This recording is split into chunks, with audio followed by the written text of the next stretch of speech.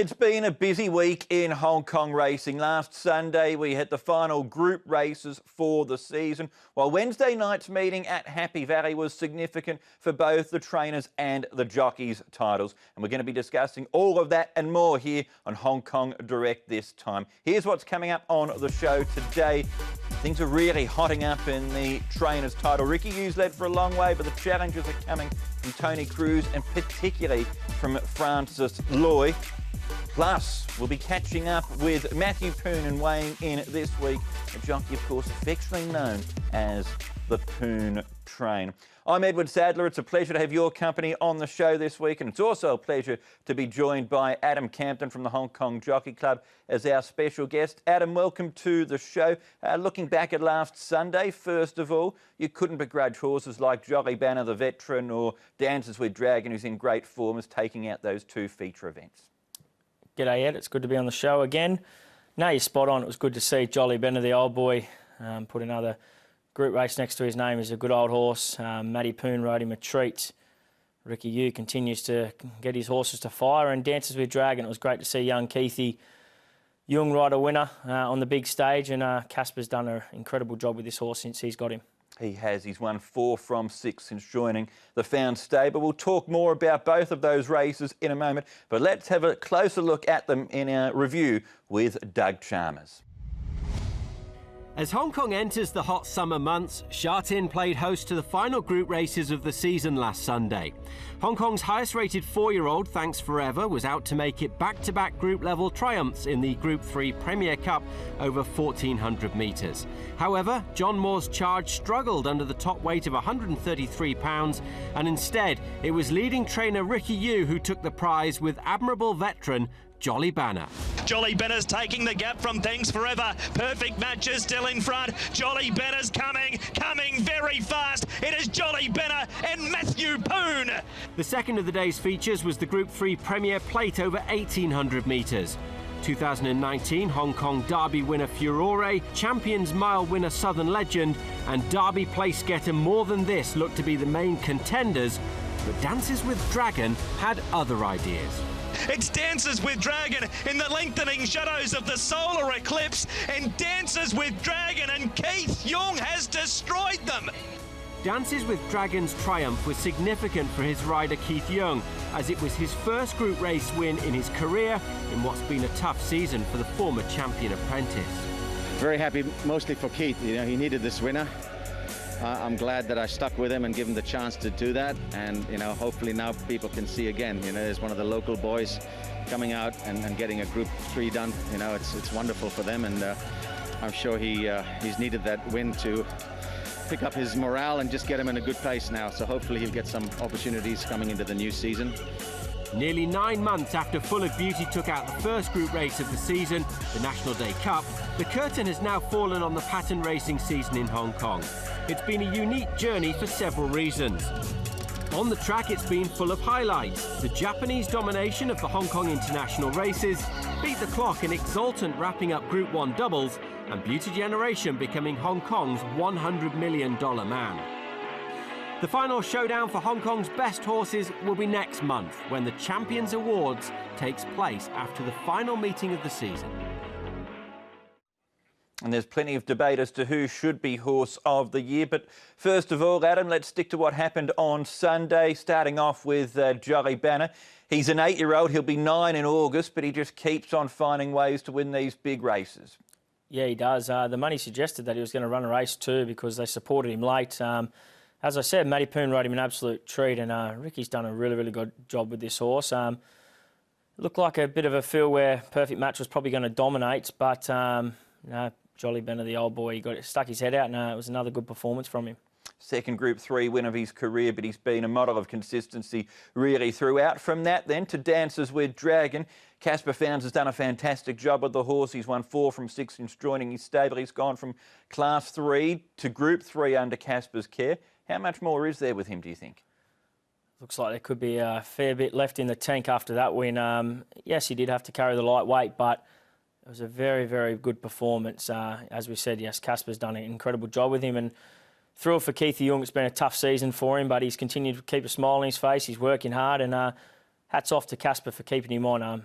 And Keithy's repaid him, and I thought it was a great ride, and it was an absolutely outstanding performance. He blew that, and it wasn't just a ordinary field. There's some pretty handy horses in that field, so big performance, and I look forward to seeing him back at the races next season. Yes, it was an interesting line from Keith as well, straight after the race too, that it wasn't so much about the Group 3 win for him. He just didn't want to let Casper down. Yeah, exactly right. You know, Casper could have probably to choose another lightweight jockey, but he stuck with Keithy. Keithy knew the horse, and he just needed that little bit of belief. And as Cass said, hopefully it does boost his morale. And, you know, hopefully Keithy can punch home a couple more winners before the end of the season. If not, he can start the next season on a roll. For sure. So great to see the local jockeys in Matthew Poon and Keith Young shine at Sha Tin on Sunday. So they were the last two group races for the season. It's been an action-packed season. Of course, we saw Full of Beauty and Beauty Generation won the first two group races for the season. Here are the Group 1 winners from season 2019-2020. Of course, International Day was dominated by the Japanese Raiders, but Waikuku beat the clock. Beauty Generation bouncing back to Group 1 winning ways. Time Warp causing a bit of an upset. For you, Adam, what are some of the highlights of the big moments that we've had on the track this season? Oh, of course, it was great to see the Japanese horses come over here and dominate. They're incredible horses, beat the clock. I thought it was incredible from Mr. Stunning to wind back the clock as well. He's been a marvel over here. He's always shown the ability from day one, but I'm going to stick with my old mate, Exultant. I love this horse. There's not much of him. He's a little warrior. And his last start group effort, I thought it was outstanding. Him and Zach have a brilliant combination, and Tony Cruz deserves a massive pat on the back for the way he's continued to get this horse to just peak time and time again. He's a great horse, and I look forward to seeing him back next season. Yeah, he's such a tough old warrior, really. Exultant. Should he be Horse of the Year, Adam, if you're voting on it? Oh, it's a tough one. I was pretty taken back by the way Golden 60 went through the 4-year-old series. A very, very special animal where you don't see him, many horses win like the way he did in the Derby. He got back and absolutely launched like a very good horse. And if I had to choose one, I think I'd choose Exultant just in a head bobber. Yeah, I think Golden 60 might get his chance potentially next season if he was to win a Group 1 race. Let's go from Sunday to Wednesday night. Zach Purton, 4 winners. He now leads by 7 on the jockey's title. Is it game, set and match Purton? No, definitely not. Joe's an incredible rider, and as we all know, both of these lads can have those big days or big nights like Zach did last night. Joe could come out on Sunday and have a big day and then puts the pressure back on Zach. But if I had to choose which camp I'd rather be in, it's definitely Zach's. He's got the advantage, and he just needs one more big serve to put the game away. He does, and on those 4 winners, they all came for Francis Lloyd. The margin now between him and Ricky Yu and the trainer's title is just 2 wins. It's going to be a fascinating last few meetings for the season with the trainers too. Yeah, definitely. The end of the season between jockeys and trainers is going to be brewing. Francis, he hit back last night. A few probably were saying that he might have struggled later on in the season, but 4 winners on the bang, bang, bang, bang on the bounce. It was an incredible effort. I just think Ricky continues to get these horses to perform time and time again. He's got some nice chances again on the weekend. I think he'll just win, but I wouldn't be writing off Francis or Tony Cruz. But it is Ricky Yu who leads the way in this trainer's title fight by 2 wins as we count down to the end of the season on the 15th of July. Ricky's looking for his first ever trainer's championship. And let's find out from the man himself as we head to the break why this season has been such a successful one for him and the stable. 今年我就第一年咧就可以有馬派去從化，搞咗呢個從化呢啲基地咧，對我嚟講咧覺得好大嘅得着，因為嗰啲馬去到嗰度咧有好多進步感。咁多場頭馬裏邊咧，大部分都係經過喺從化訓練翻嚟沙田贏嘅。今年我仔就做到我副練馬師，帶咗有啲新嘅 idea 入嚟啦，管理方面啊、馬房上下啊、林林總總咧呢啲方面都有個幫助。 大部分馬就健康正常，好有質素嘅，咁跑咗啲有少少幾場又贏啊，贏完又再贏啊，未得嘅經過大咗歲啊，今年又攞到表現啊，咁樣撮合到製造咗呢個馬房嘅整體嘅成績。目前進入到季尾階段啦，突破之餘咧，仲希望盡量增加個頭馬數目，睇下可唔可以一路由4月份開始一路帶到季尾，睇下嗰個成就去到邊度。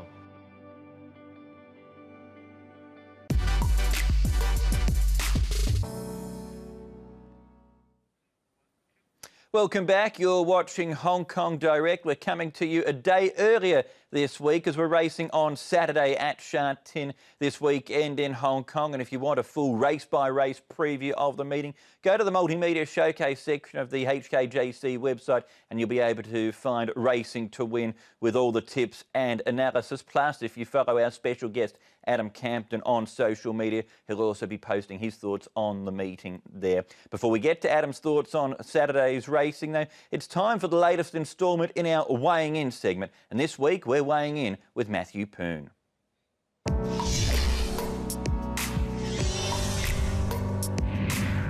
Hello, I'm Matthew Poon. I jockey in Hong Kong. Yeah, my nickname, it landed in South Australia. The Poon train is an express train at the moment running away, and London City's going to make it back-to-back. Smart Patches a length away, then Cheerful Leader. Hello Daddy still in front. The Poon train's got 3. It's good to let everybody remember me, like in Australia. So I would say I'm happy with that. When I was 17 years old, I joined the apprentice jockey school and start to learn from the beginning. I never sat on the horse before, and I learned how to lunge a horse and all the basic skill. So it took a long time. Like it took me almost 3 to 4 years to learn some skill until good enough to oversee training.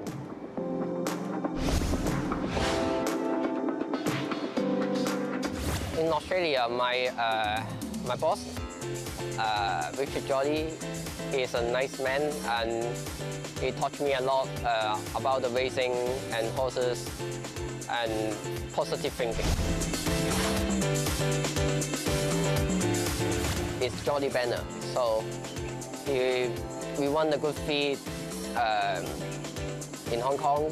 This is the bigger race. Jolly Benner's coming very fast. It is Jolly Benner and Matthew Poon.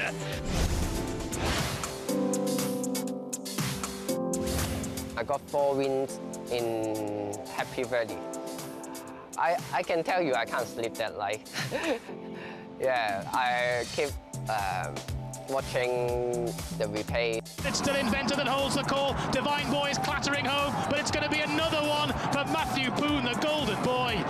Last Sunday meeting, I got 4 winners for different trainers. So, and also my first time as Sha Tin winner, 4 winner.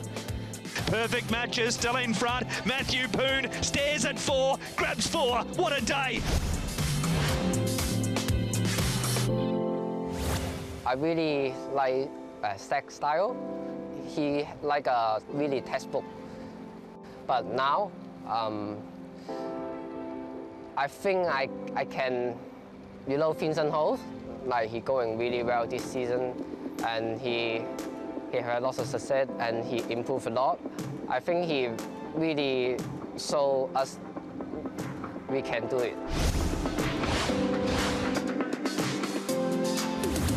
I like play soccer. I like play soccer. I like play soccer with all the different jockey. I like Manchester United. Yeah, but recently he's not going very well, but I still support.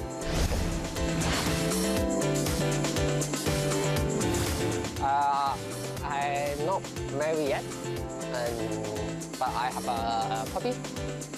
She's only 2 months old, so yeah.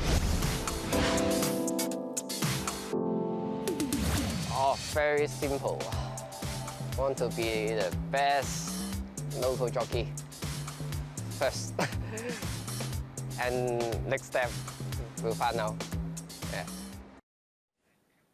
Great to learn more about Matthew Poon there, Adam. He's got a cult following both in Australia and here in Hong Kong, and he's been in really good form over the last month too. Yeah, he's a little character, the Poon trainer.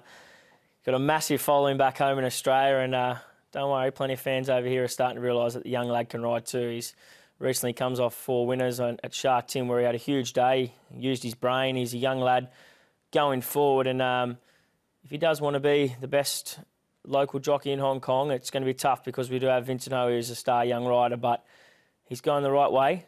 He's very mature, and hopefully he continues to mature, and I think that'll get him to the top of his game. Do you think we've seen with someone like Vincent Ho as well too, Vincent's constant efforts to improve himself as a jockey, that's now set the benchmark and shown how the young local jockeys can take it to the top level of riding here in Hong Kong? Definitely. You see a lot of the young lads talk about, the local young lads talk about Vincent. They really respect him, and I think his work ethic is one thing that makes Vincent become the jockey he is. And a lot of those jockeys look at him, and blokes like Matthew Poon, Dylan Moe, they want to be the best. And if they continue to, watch Vincent's replays and not just the way he handles himself on the track, also off the track, it's a big thing for these young lads. And I think, if they continue to watch Vincent, they'll be definitely going in the right direction. Yes, for sure. He's been a great role model for them, particularly in a breakthrough season this season. Matthew will be riding in our highest class race coming up on Saturday, the Lantau Island Handicap. Jerry Chow, one of the newest additions to the riding ranks here in Hong Kong, continues his association with Buddies. Happy Fun's been such an honest horse this season. King Opie ran really well last time out. California Whip, Invincible Missile, both drawn awkwardly as we go over the page. Beauty Applause returns to the races for the first time since February. Dan Control's been racing really well and has finally drawn a decent barrier this preparation. Circuit 3 returns to the races from a break, and young legend Matthew Poon will ride him with a lightweight and a good barrier draw. Couple of key form races for us to look at here, Adam. Let's start off with the race that was won by Perfect Match, but behind him we've got Mongolian King, Dan Control, Beauty Rush. What are we taking out of this race heading into Saturday? Yeah, of course the winner was good. Matty Poon rode him a treat. Dan Control, I think he had the chance to win. He had the chance to win it. He looked like he was going to go past the leader here, but he just sort of peaked on his run, and then Mongolian flashing out wide. Probably think that Mongolian King was in the better ground out wide, and his run looked a bit better than it was. But he is going to get another perfect run from the barrier on the weekend, and Hemlin will really suit this horse, I believe. Let's go to the other key form reference then, Adam, for this race. This is the race that was narrowly won by Band of Brothers, but the ones to keep an eye on as far as Saturday is concerned, again, Dan Control, Happy Fun up on the speed. He doesn't know how to run a bad race, this horse, Adam.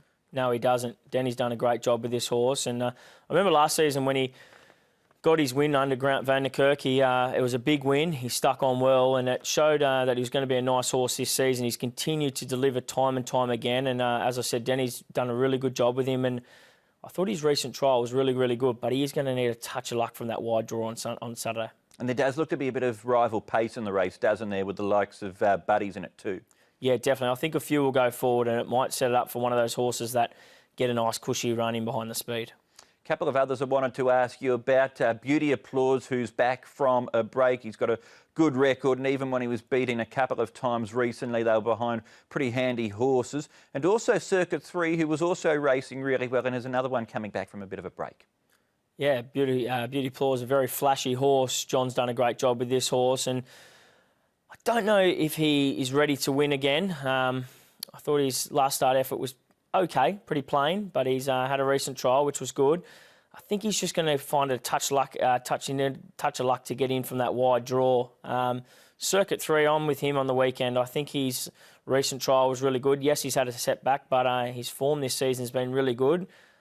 Down in the weights are really suit, and that man, Karis Teaton, who's had a huge month, I think he can get the best out of this Tony Cruz trained galloper.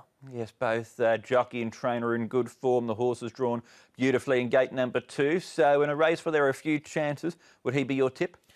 Yeah, I just think he maps perfectly. He's going to get the run of the race, and he should be a pretty good win and place price. So hopefully Karis can get it done for us in the last race.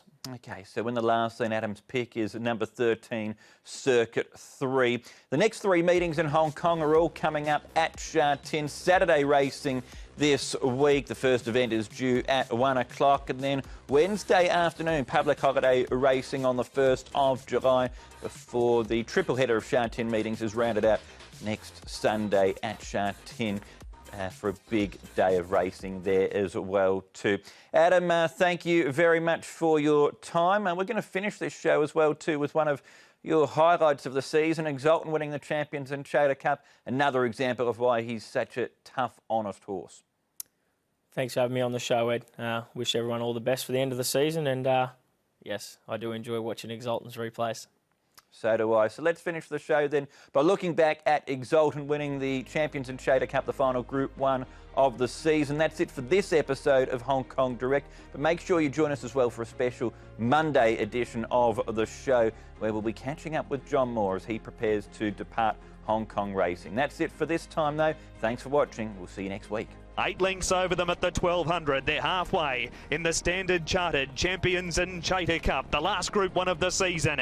In Time Warp leads a length on Exultant. There goes Shafano up 3 wide. Exultant left the spot on the rail. Furore 4th. Elaine Charisma's had a really nice trip, just sneaking up on the fence, up in behind Time Warp. 2 lengths to Savvy 9 and 3 lengths to Eagle Way. 800 metres left to go. Time Warp leads. A jump to the left is Exultant, and a length away third is Elaine Charisma. Shafano chased along a bit now from Furore, who's done no work. He's lurking 5th in the middle. Savvy 9's a length away, but pushed along a bit, and 4 lengths to Eagle Way. 500 metres left to go. They're at it again here. Exultant's run past Time Warp, and he's pinched a break. He's out by 2 on Shafano. Furore and Savvy 9. They have 300 metres to go. Exultant leads a length and a half on Shafano. Furore and Savvy 9. Exultant, he's out on his feet, but he still leads a length. Shafano, Furore, they're trying to get him. Exultant kicking over Shafano. Furore, Exultant in front. It's the high five of Group 1's Exultant.